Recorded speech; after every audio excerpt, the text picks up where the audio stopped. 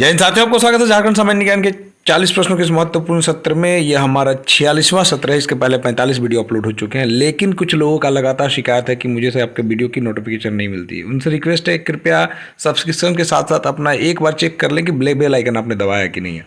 दूसरी बात, अगर आप वीडियोज़ पर लगातार कमेंट और लाइक करेंगे तो आपको स्वतः हर दिन नोटिफिकेशन मिल जाएगा। तो इसलिए जब भी वीडियो देखें, एक लाइक और कमेंट जरूर कर दें ताकि वीडियो आपको नोटिफाई होती रहे। हर दिन न्यू वीडियो आ रही है और आपकी एग्जामिनेशन तक एक वीडियो आएगी, ये मेरा वादा है आपसे। साथ में मैं साइंस भी शुरू करने का सोच रहा हूँ और सामान्य अध्ययन की भी वीडियो लाने का सोच रहा हूँ। तो बस मेरा साथ निभाएं, मैं आपके लिए लगा हूँ। चलिए देखते हैं कि टाटा ट्रस्ट और झारखंड सरकार के सहयोग से निम्न में से किस स्थान पर कैंसर हॉस्पिटल बनाया जाएगा। जरा देखिए, पहला प्रश्न आपकी स्क्रीन पर है। तो यह जो है सुक्रुहुटू रांची में बनाया जाएगा, ठीक है। और ये कौन है? कांके के पास है सुक्रुहुटू। अगला देखते हैं, बंगाल में झारखंड के 3 कांग्रेसी विधायक जो भारी मात्रा में कैश के साथ बरामद हुए, ठीक है, इनमें से कौन नहीं है? जरा देखिएगा। सुखराम उरांव इसमें नहीं है, इरफान अंसारी हैं, नमन विकसल हैं और राजेश कच्छप, ये तीनों पकड़े गए थे। अगला प्रश्न है, कॉमनवेल्थ गेम्स 2022 में स्वर्ण पदक विजेता भारतीय महिला लॉन बॉल टीम में झारखंड की कौन सी खिलाड़ी शामिल थी? तो झारखंड की कौन सी खिलाड़ी शामिल थी भाई? लवली चौबे भी थी और रूपा रानी तिर्की भी थी। इसका मतलब आंसर होगा बी और सी। अगला प्रश्न है कि हुंड्रू जलप्रपात कहाँ स्थित है? तो हुंड्रू जलप्रपात कहाँ स्थित है भाई? तो रांची का पठार में स्थित है। इसके बारे में और जान लीजिए कि हुंड्रू, दसम, जोन्हा, गौतम धारा रांची के पठार में अवस्थित है, ठीक है। इतने जलप्रपात। हुंड्रू जलप्रपात 320 फीट ऊंचा। ये बात सवाल बार बार पूछा जाता है कि किस नदी पर है? तो स्वर्णरेखा नदी पे है। इसकी ऊंचाई कितनी है? 320 फीट है। अब फिर आपसे पूछ लेगा दसम जलप्रपात भाई, इसकी ऊंचाई 130 फीट है, जो किस नदी पर है? या तो कांची नदी पर है। फिर जोन्हा की या गौतम धारा के बारे में पूछ लेगा आपको, तो इसकी ऊंचाई 55 फीट है। और फिर पूछेगा किस नदी पर है? तो ये जोन्हा और गौतम धारा जो है राढ़ू नदी पर स्थित है। तो देखिए, एक प्रश्न के साथ 4 से 5 प्रश्न भी टारगेट हो रहे हैं। इसका मतलब है कि आपको केवल 40 प्रश्न के नाम मात्र के हैं और हर सेट में लगभग आप 100 सवालों के आसपास आपकी व्याख्या हो जाती है। देखिए अगला कि झारखंड का कौन सा जिला उड़ीसा को स्पर्श करता है? जरा देखें। तो झारखंड का जो है सिमडेगा जिला उड़ीसा को स्पर्श करता है, ठीक है। अब झारखंड के असल में सुन लीजिए, इसके बारे में डिटेल जान लीजिए। 4 जिले हैं, सिमडेगा, पूर्वी सिंहभूम, पश्चिमी सिंहभूम तथा सरायकेला खरसावां उड़ीसा जिला के सीमा को स्पर्श करते हैं, ठीक है। अगला प्रश्न है, जरा देख लीजिए कि जमशेदपुर किस नदी के तट पर स्थित है? जमशेदपुर किस नदी के तट पर स्थित है? तो जमशेदपुर जो है वो स्वर्णरेखा और खरखई नदी के तट पर स्थित है, ठीक है। और अगला प्रश्न है कि शीतकाल में झारखंड के किस भाग में तापमान सबसे कम होता है? तो शीतकाल में जो है नेतरहाट में तापमान सबसे कम होता है, ठीक है। झारखंड का सर्वाधिक ठंडा स्थान नेतरहाट है। ये झारखंड का सर्वाधिक वर्षा वाला भी क्षेत्र है, ध्यान रखिएगा।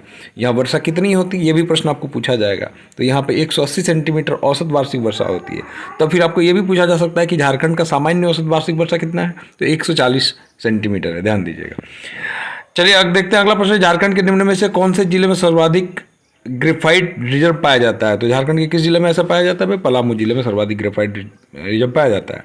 अगला प्रश्न है कि उद्योग, खान और भूविज्ञान विभाग के अनुसार भारत में लोहे के भंडार के संबंध में झारखंड का कौन सा स्थान है? तो झारखंड का प्रथम स्थान है, ठीक है। अगला प्रश्न आपके स्क्रीन पर है कि जरा देखें कि अगला जो है पत्थर और बीड़ी उत्पादन उद्योग के लिए मशहूर जिला है, ठीक है, कौन सा है? तो यह पाकुड़ जिला है, ठीक है। अगला प्रश्न है आपके सामने कि झारखंड में नकदी फसल के लिए प्रयुक्त जोते हुए क्षेत्र का हिस्सा कितना है, ठीक है। तो यह 5% है। अगला प्रश्न है कि अंग्रेज से लोहा लेते हुए शहीद होने वाले छोटा नागपुर क्षेत्र के प्रथम क्रांतिकारी कौन थे? तो प्रथम क्रांतिकारी बुधू भगत थे, ठीक है। अगला प्रश्न है कि बुधू भगत के नेतृत्व में क्या हुआ था? प्रसिद्ध कोल विद्रोह हुआ था, ध्यान रखिएगा, जिसमें शहीद हुए थे। अगला प्रश्न है कि मुंडा आंदोलन का तात्कालिक कारण क्या था भाई? तो मुंडा आंदोलन का जो तात्कालिक कारण था वो 1894 का वन सुरक्षा कानून था। अगला देखिए कि पद्मश्री सम्मान से सम्मानित होने वाले प्रथम आदिवासी नेता कौन थे? तो जुएल लकड़ा थे जी। कौन थे? जुएल लकड़ा झारखंड के प्रथम आदिवासी नेता थे जिन्हें भारत सरकार द्वारा 1963 में पद्मश्री सम्मान से सम्मानित किया गया था। जुएल लकड़ा उरांव जनजाति से संबंधित थे और 1915 ईस्वी में छोटा नागपुर उन्नति समाज के गठन में इनकी महत्वपूर्ण भूमिका थी, ठीक है। अगला जरा देखिए कि वासुकीनाथ धाम किस जिले में स्थित है? तो वासुकीनाथ धाम किस जिले में स्थित है भाई? तो ये दुमका जिले में स्थित है। अगला देखिए, निम्न में से किस स्थान को हनुमान जी के जन्म स्थान माना जाता है? तो ये अंजन धाम को माना जाता है, ठीक है। और अंजन धाम कहाँ है? गुमला जिले में स्थित है, ठीक है। और किस नदी के तट पर है भाई? इसके दक्षिण भाग में खरवा नदी बहती है। अगला देखेंगे कि निम्न में से कौन सा कथन जो है ये असत्य है, जरा देखेंगे। तो ये जो है हजारीबाग में 1857 के विद्रोह नेता महेंद्र शाही ने किया। जी नहीं, हजारी विद्रोह नेता सुरेंद्र शाही थे, महेंद्र शाही नहीं थे। अगला प्रश्न है आपके समझ कि भारत छोड़ो आंदोलन के दौरान संथाल परगना क्षेत्र में अंग्रेजों के लिए सबसे बड़े सिरदर्द कौन थे? जरा देखिएगा, तो अंग्रेजों के लिए सबसे बड़े सिरदर्द कौन थे भाई? प्रफुल्ल चंद्र पटनायक थे। अगला प्रश्न है कि निम्न में से कौन कथन असत्य है? जरा देख के बताएंगे कि इसमें असत्य कथन कौन सा है। तो इसमें जो असत्य कथन है यह है जमशेदपुर में नमक सत्याग्रह जो है वो गोपाल मुखर्जी ने किया था। जी नहीं, जमशेदपुर में नमक सत्याग्रह नेतृत्व जो है ननी गोपाल जी ने किया था। पनी गोपाल नहीं, ननी गोपाल ने किया था, ध्यान दीजिएगा, पनी नहीं, ये ननी गोपाल ने किया था। अगला जरा देखेंगे कि 1924 ईस्वी में कहाँ के लोगों ने विष्णु माहुरी के नेतृत्व में हाट कर न देने के लिए आंदोलन चलाया था? जरा देख के बताएंगे, ठीक है। कौन सा जगह था जहाँ हाट कर न देने के लिए लोगों ने आंदोलन चलाया था कि हाट वाला टैक्स हम लोग नहीं देंगे? तो सिंहभूम क्षेत्र के लोगों ने हाट कर देने से मना कर दिया था, ठीक है। आदिवासियों ने विष्णु माहुरी के नेतृत्व में हाट कर न देने की बात कही थी। अगला प्रश्न है कि रामगढ़ में संपन्न कांग्रेस के 53वें अधिवेशन के संबंध में कौन सा कथन असत्य है? जरा देख के बताएंगे। तो असत्य कथन कौन सा है? सभा स्थल का नाम अजहर रखा गया था, ये जो है असत्य है, ठीक है। और इसका मजहर नाम था, अजहर नहीं था, क्या था? मजहर। ध्यान दीजिएगा, इसको अजहर के बदले मजहर।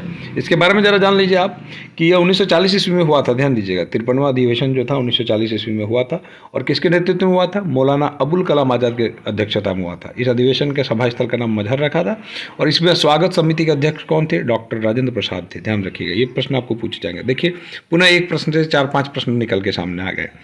जरा देखेंगे कि निम्नलिखित में से कौन सा विकल्प सही सुमेलित नहीं है, ठीक है। जो देखेंगे तो यह जरा देखें कि श्री गणेश चौथ कहानी जो है इसके बारे में जरा जान लें। तो यह जो ये जितिया की पुस्तक धनीराम बख्शी द्वारा लिखी है, W.C. राय के द्वारा नहीं लिखी गई है। अगला प्रश्न, that thing called love unusual romance and rain the of desire पुस्तक के लेखक कौन है? जरा देखें, तो इस पुस्तक के लेखक कौन है भाई? तुहिन ए सिन्हा। ध्यान रखिएगा। चंचला कुमारी का संबंध किस खेल के से है? तो चंचला कुमारी का संबंध कुश्ती से है। अगला है कि सतनाम सिंह और आरिफ इमाम किस खेल के प्रशिक्षक हैं? तो सतनाम सिंह और आरिफ इमाम जो है एथलेटिक्स के प्रशिक्षक हैं। अगला प्रश्न जरा देखिए, झारखंड के पुरुषों की सबसे सामान्य पोशाक को क्या कहा जाता है? तो ये भगवा कहा जाता है।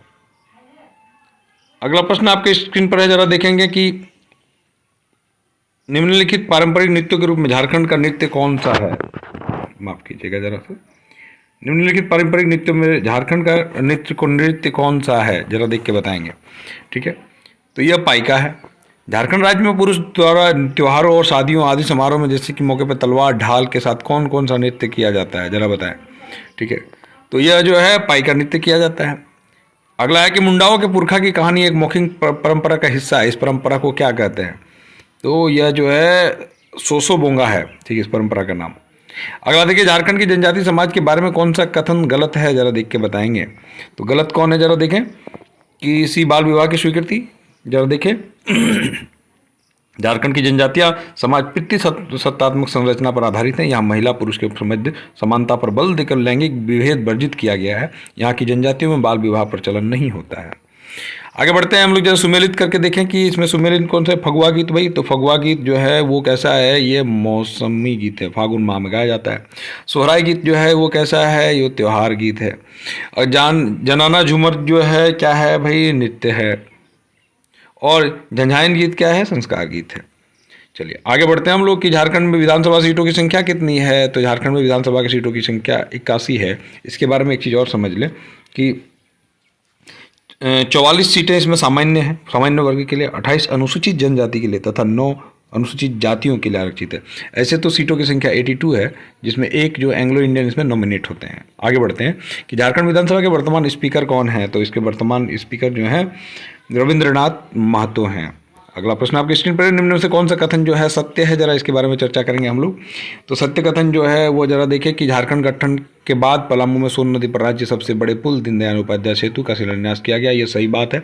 मुख्यमंत्री से सीधे संवाद के लिए टोल फ्री नंबर 181 शुरू किया गया, सही बात है। राज्य में हेल्थ इन्फॉर्मेशन हेल्पलाइन 104 की शुरू की, सही बात है। उपयुक्त सभी, ये सही, सब कुछ सही है। जरा देखेंगे कि झारखंड सरकार ने बालिकाओं को ड्रॉप आउट को रोकने के लिए कौन सी योजना प्रारंभ की है कि बालिकाएं स्कूल जाएं, बालिकाएं स्कूल बीच में ना छोड़ें, इसके लिए कौन सी योजना लाई गई थी भाई। तो इसके लिए जो है मुख्यमंत्री विद्यालक्ष्मी योजना लाई गई थी। पीटीजी डाकिया योजना के बारे में सत्य कथन को बताएं। तो पीटीजी के बारे में जो सत्य कथन यह है कि चल देखें कि इसमें सत्य कथन है कि 1 और 3 इसकी घोषणा 6 अप्रैल 2017 को की गई थी और इस योजना के लाभार्थी 70,000 हैं जिनकी साक्षरता दर निम्न है और आर्थिक आय जो है 1,000 से कम है। तो इसके बारे में देखिए 1 और 3। अगला प्रश्न है कि आपके मुख्यमंत्री तीर्थ दर्शन योजना के लिए किन 2 कंपनियों के बीच करार हुआ है, जरा देख के बताएंगे कि इसके बीच में किसका किसका करार हुआ है। तो IRCTC के बीच में हुआ है और JTDCL के बीच में हुआ है, ध्यान दीजिएगा। अगला है कि देखिए उरांव गांव का प्रधान मुखिया कौन होता है। तो इसका मुखिया जो होता है ये महतो होता है। हो जनजाति के संबंध में निम्न में से कौन सा कथन असत्य है, जरा देख के बताएंगे। तो असत्य जो है इसमें जरा इनका मुख्य निवास पलामू है, ये असत्य है। इसके बारे में जरा देखेंगे कि जनसंख्या की दृष्टि से झारखंड की चौथी सबसे बड़ी जनजाति हो जनजाति का मुख्य निवास स्थान कोल्हान है। और अगला प्रश्न है कि चेरो जनजाति के विवाह के संबंध में कौन सा कथन सत्य है, जरा इसके बारे में बात करेंगे हम लोग। तो इसमें विवाह की 2 विधियां प्रचलित हैं, ढोला तथा चढ़ा, सही बात है। वधुमूल्य को इसमें दस्तूर या झांपी कहा जाता है, सही बात है। चेरो विवाह बिल्कुल हिंदू विवाह की तरह होता है, बिल्कुल सही बात है। उपयुक्त सभी, मतलब इसमें जो सारे के ये सारे सही हैं।